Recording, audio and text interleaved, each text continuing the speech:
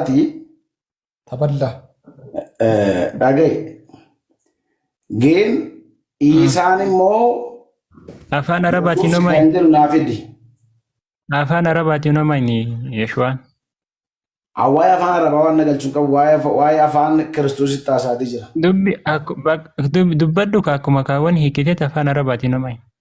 Yesuusii fi isaan tokko kan jedhu naaf Afaan fidi. Arabaatiin homaan inni muja. Afaan Arabaatiin homaan Yeeshuwaa jechuun afaan Arabaatiin maali? Aan afaan Arabaa Bakka ergan baratiin bira kutan jechaadha. Yalla. Mukutu naa deebisi. Isaaniif Yesuus tokko kan jedhu naa deebisi. Allaqahim. Amma dhaggeeffadha shi. Allaqahim. Singadhiisuti isaaniif Yesuus tokko kan jedhu yookaan Quraana keessaa yookaan macaafa keessaa fidi. Okay, bara amma akka jettetti barsiifaan adeemnetti ni jirra.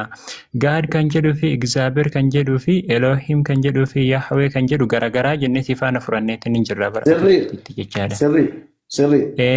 Sirriidha miti? Kunni hundi garaagara miti?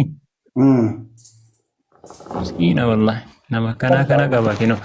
Eshi amma sana biratarra lammii keenya akka goonu Protestaantii jechuun hiikni isaa maal jette? Dura san koteen deebisee buleessa. Protestaantii jechuun hiikni isaa maali? Deebisuu Xiyyaaqee illee gaaffiirra gaaffiin hin jiru. Isaan Yesuus kan jedhu Quraana keessaa naa kaa'in isin jechaa jira. Ibro. Ilaali lammii keenya Yeshuwaa gaaffii keessi deebisuuf yooti kan koonaa deebiste nan keessi deebisa. Eeshi siifin deebisaa dhaggeeffadhu. Yeshuwaa kan jedhuu fi Yesuus eeshi dhaggeeffadhu. Yesuus kan jedhuu fi Yeshuwaa kan jedhu tokko kan jedhu ni jira. Kaamoon dhaggeeffadhu ammas gaaffii irratti gaaffii nan gaafatiin. Yesuusiif isaan tokko kan jedhu Quraana keessa jirti yoo taate jecha Quraana lafa naa kaa'i. Macaafa keessa jirti yoo taate lafa naa kaa'in siin jedhe. Eeshi lafan siif kaa dhaggeeffadhu. Yeshuwaa kan jedhuu fi eeshi dhaggeeffadhu. Yeshuwaa kan jedhuu fi Yesuus kan jedhu tokko jedhu macaafa keessa. Dhaggeeffadhu siifin deebisu jira. Ikkoo amma gaaffii irratti gaaffii nan gaafatiin. Siif gaafataan jiru dhaggeeffadhu siif deebisaa jira. Haydar siifin kenna. Siif deebisu jira dhaggeeffadhu. Haydar Yesuusiif isaan tokko. Dhaggeeffadhu sitti himu jira amma. Tokkoon siin jedhe. Eeyyee yookaan. Eeyyeen tokko. Lama siifin deebisu. Yesuusiif isaan tokkodha. Eeyyeen tokko. Na dhaga'i. Yesuusiif isaan tokko. Eeyyeen tokkoon siin. Yookaan eeyyee jedhu yookaan lakkii. Anuun deebisa sanyii naggaar moo eenyu jedhamtu nagaa waaqayyo isiniif haa ta'u haa dhuguu. Dhiifa malleen. Nagaa waaqayyo isiniif haa ta'u. Ameen.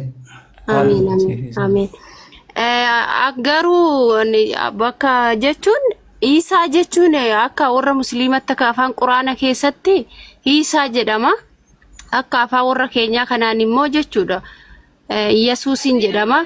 Isaan immoo suura Mariyaam keessa otoo dhattee buutee dubbistee hin argattaa. Suura Mariyaam keessa jira beektee. Gaaffii kootti. Dhagaye duratu jalqaba dhagaye. Dha'uu kana dhagaye mee isiillee pheenxeedha buleessu. Mee amma mucaan kun beekaa adda badala godhaaf malee jalqabuma gaaffii kana eenyu kaase eenyu tokko jedhee duraan. Mee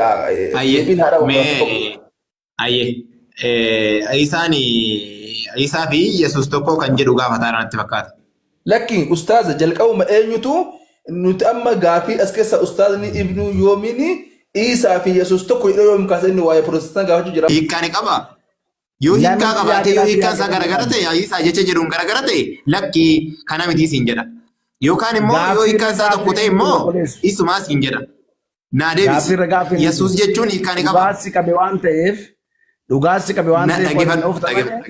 Dhaggeeffadhu. Indeessin. Yesuus jechuun hiikkaa ni qaba. Atinneessin Yesuusiif isaan tokko. Naa deebisi. Yesuus jechuun hiikkaa ni qaba. Turgumii ni qaba. Yesuusiif isaan tokko. Irratti sanyii tokko akka ta'e Maariyaam ilma tokko qofa deesse miti. Moo ilma lama deesse.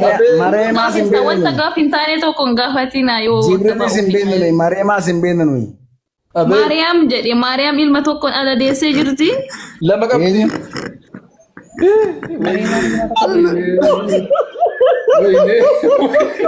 Isin sobdoota si galee kanaaf. Dhugaa sanyii aggaar dhiifama naa godheetti amantii Dhugaa baruun illee xiqqeessa barbaaddan. jirta ofillee xiqqeessa jirta maaliif akkana Dhugaa sillaa baruun feeta waan ta'eef. Sobdoota waan taataniif. dhugaa wayirra dubbadda akka nama farshoo ልክ dhugee ልካችሁ ነው የምነግራችሁ ነኝ። አይደለም እስላሞች ሶባ ሚቲ ስለሆናችሁ ማለት ነው። ማርያም አሁን ምሳሌ ከአንድ ልጅ ውጭ ያልወለደችም ሰው በእኛ በመጽሐፍ ቅዱስም እና ኢየሱስ በክርስቶስ ክርስቶስ መርያም አንድ ልጅ የወለደችው ወለደች። ኢየሱስ ክርስቶስ ነው የወለደችው። ቁርአንና መጽሐፍ ቅዱስ ደግሞ አይገናኝም። መጽሐፍና እኔ ዘመድ ቁርአንና አይደለም። መጽሐፍ ቅዱስን እያገናኘ አይደለም። ስለ ኢየሱስ ክርስቶስ ነው ጥያቄ። ኢየሱስ ክርስቶስና ኢሳ እንዳለ ከሆነ አድምጭኛ። ቁርአንና መጽሐፍ ቅዱስ አንድ አይደለም። eenyu አንድ ስንጀት እኮ መጽሐፍና ቁርአን እኮ አይደለም እያጠያየክ ያለው ኢየሱስ ክርስቶስና ኢሳ አንድ ነው የሚለውን መረጃ አምጡ ካልክ ማርያም ሁለት ሰው ነው የወለደችው። አምጡ እኮ ማርያም ሁለት ነው የወለደችው። ወይኔ ቶብዱ አምጧ ሶብዱ ሚቲ ካለ ቢሲ ማርያም ኢልማ ለማቀብዲ ማለት والله ማርያም ኢልማ ለማቀብዲ ربنا مالي አሞይ ማራምቲ ዋኤ ማርያም ሚቲ ሚቲ ጋካሲቲ ሲልፋ ቆይ እኮ ማርያም ኢልማ ለማቀብዲ ቁርአንና መጽሐፍ ቅዱስ አንድ ወይ ቁርአን አይደለም። አፈጫ ከማውድ ፊዳ ወይ ኢየሱስ ክርስቶስ ጋፈቻ የሰሚት ማርያም ኢልማ ለማቀብዲ አታች በርበሬ መጽሐፍ ቅዱስና ቁርአን አንድ አይደለም። ለሞ amma tumurate kalas amma tumurate Kalaqateemitani wanta mormiin taane tokko mormiin akka waan haquma ifa mul'atu kana mormiin akkasii baay'isiin. amma ma waa tokko sin agarsiisa inshallah. Min keenya no problem rakkoo tokko hin qabu. Maqaan Yesuus jedhamu kuni guyyaa keessa kan inni mogga'edha. Ilma Maariyaam jechaadha. Wangeela Lukaas boqonnaa tokko lakkoofsa 31 irratti kunoo hin ulfooftaa ilma ni deessaa maqaa isaa Yesuus jettee ni moggaaftaa jedheen. Maqaa Yesuus maqaa isaa immoo Yesuus jedhi moggaasi jedheen ergamaa Waaqayyoodha. Guyyaa keessa mogga'e. Maqichi kun ammoo erga dhalatee Wangeela Lukaas boqonnaa 2 lakkoofsa 21 irratti guyyaa 8ffaa erga darbe mucicha dhagna qabuun hin ga'e akkuma ergamaa Waaqayyoo otoo isheen hin ulfaayin dura haadha manaa isaatti himee turetti maqaa isaa Yesuus jedhanii jedhe. Guyyaa keessa mogga'e. Maqaan isaa maal jedhe? Maqaan isaa hiikni isaa maal jedhe? Fayyisaa jedhe jechaadha. Maqichi Yesuus jedhamu kun otoo hin mogga'in dura namoota meeqaaf tajaajilaa ture? Namoota 9. Tokko keessa Iyyaasuu ilma Nuuni jechaadha. Hojii ergamootaa boqonnaa 7 lakkoofsa 45. Hojii ergamoota boqonnaa 7 lakkoofsa 45 irratti maal jedheetiin lafa kaa'ee abboonni keenya warri isaan booddees godicha fudhatanii Iyyaasuudhaa wajjin biyya saba warra Waaqayyoo isaan dura oofee baaseetti galan. Godichis hamma Daawititti isaatiin dubbate Iyyaasuudhaanii jedhe. Wanta kana King James Version deemteetiin gaafa dubbistu jecha Iyyaasuu jedhu kana maal jedheetiin fayyadamne jennaaniin Jesus jedheetiin hin fayyadamne. Ergamoota boqonnaa 17 lakkoofsa 45 irratti maqaa Iyyaasuudhaa King James Version maal jedheetiin hin fayyadame iddoo kanatti jechaadha. Jesus jedheetiin hin fayyadame. In with Jesus into the possession of the jedheetiin itti fufela.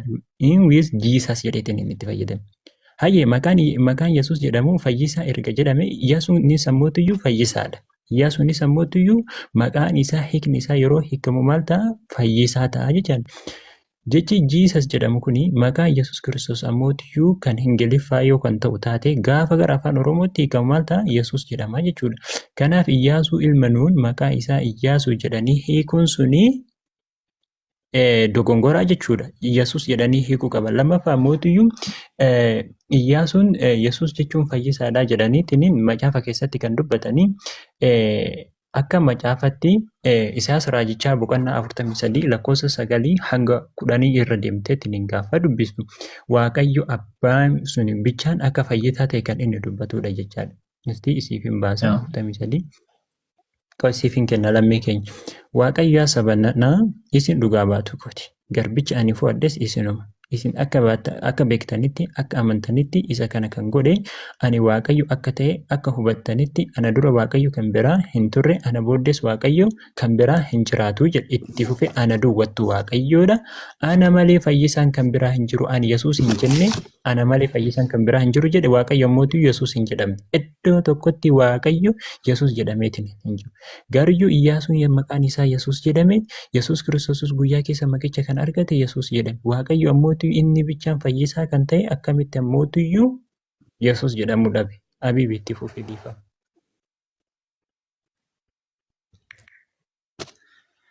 Galatoomi barakadhu inshallah barakadhu.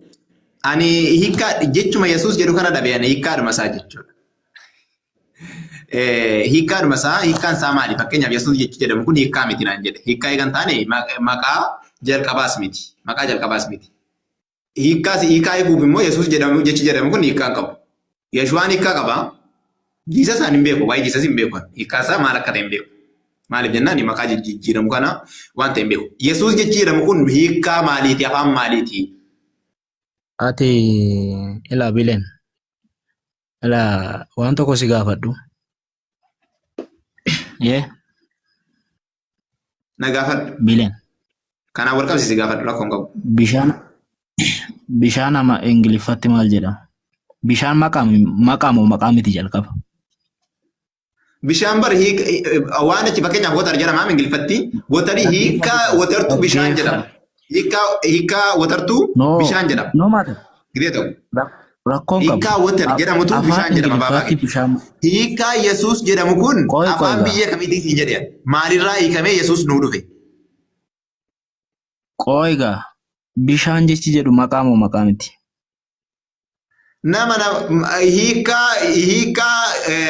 hiikkaa watar jedhamutu kana dhufaa siin jedhee bara. Eebbo. Akkanaa mutiire. Soo kanaaf amma maal jechaa jirtaa? Walumaa galatti kun bishaani. Mee gaafii namatti qabaddu achii dabarfadhu gaafiitti qabaddu dabarfadhu baabaa keenya. Amma waa tokko siibsee dabarfadhu. Waan inni dubbatee irratti kana gaafadhee kiristaanaaf hin galle jechuudha. Hin finne. Maaltu? Nan fixaan immoo sirraa xumura sitti jabaate baabaa keenya. Ooyishiin. Amma waan tokko siin jechuu barbaada. Jalqaba maal siin jedhee maqaa Yesuus jedhu kun eessaa dhufee gaafa jettu atumti mataan keetu afaan Hibiruurraa akka jalqabame ibsaa turte. Afaan biyya kamiirraa akka dhufe iyyuu hin beekamu Yesuus jecha jedhamu. Eeshi Yesuus jecha jedhamu Yooshuwaa jedhamtiree afaan Hibiruutti walii galta miti isa. Yeshuwaa afaan Hibiruutti akkas jedhamee dubbatamaa jedhe garuu maqaa Yesuus Yeshuwaa miti jedhamee dubbatamaayyuu. Ila ati waan tokko rakkoon qabaatiin xiqqoo waan baay'een sin barbaachisu. Afaan Hibiruutti Yooshuwaa akka ta'e ni amantaa mitire ni beekta miti amma. Akkasitti ani amantaa naan hin jedhin maqaa Yesuus ati arra jettu Yesuus jettuun kun Yeshuwaa jalqabni isaa Yeshuwaa osoo hin taane Ayisoodha. Ina manuun Yeshuwaa maaliif jennaan hiikkaa isaa nuuf fidan malee jarri Yeshuwaa jedhan afaan Hibiruu tuffachuu keessa. Afaan tuffachuu keessa. Yaa koode nigde tokko asiima. Jecha Iisoo jedhamu afaan Ibraayistii irratti hiikaa kennan malee akka maqaa duudaan finne beeki. Maqaa duudaan finne. Afaan Oromoo duudaan fide. Maqaa dhuman jirre duudaa kana fide. Duudaa asitu ati bitamtu wayii natti fakkaata. Maali ati akkamitti afaan Oromoo duudaa fideen jedhe waan hiikaa qabne fide siin jedhe. Duudaa afaanii gabbuusaa argama. Afaan kamiyyuu wal qixa. Isa tammaa duudaa fidee jiru. Afaan Oromoo bakka kanatti duudaa fidee jedhe afaan Oromootti hiikanii waan duudaa fidan waan hiikaa qabu. Isiitu duudaa fide natti fakkaata. Isaan eessa jira amma fakkeenyaaf? Iisoon isa jira. Si agarsiisuu Iisoon bakka jiru. Naa banamee googiliin haaseenaati afaan Aramaayikii irratti Yesuus Kiristoos maal jedhama. Ilaa biilen. Iisoo siin hin jennan Iisaa siin jedhaman. Afaan Hibiruu keessatti Iisoo siin jechaa hin jiru. Iisoo. Iski speelingii isaa naa jedhime? Iisoo. Jedhime. Waan dhimma baasuu dubbaddaa bakka qabxii kana bira taraatiin.